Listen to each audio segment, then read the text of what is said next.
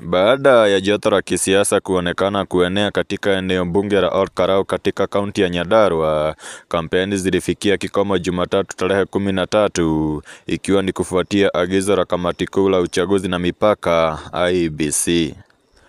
Harambee! Uchaguzi huu umevutia wagombea 9 wa vyama tofauti, huku ushindani mkuu ukionekana kuwa kati ya Samuel Muchina Nyaga wa chama cha UDA na Sami Douglas Kamau Waweru wa chama cha DCP.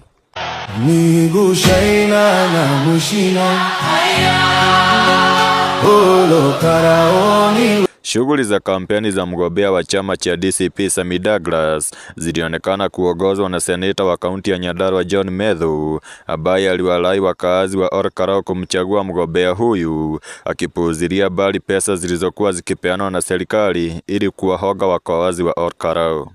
Ngana huyu Kamau wetu kitu gani kitatutenga na huyu Kamau wetu? Ni pesa,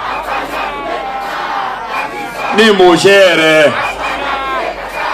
Kampeni za chama cha UDA ziliongozwa na viongozi wakuu serikalini, wakiwemo aliyekuwa mshauri mkuu wa rais Moses Kuria, gavana wa Kirinyaga Anne Waiguru, pamoja na viongozi wengine wanaounga mkono serikali chini ya Rais William Ruto.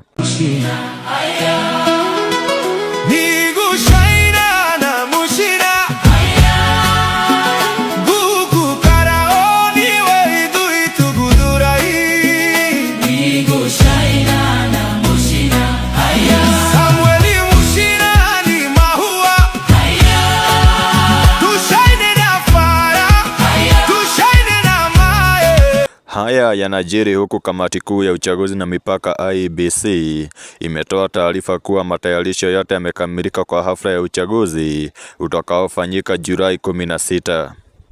Yote 9.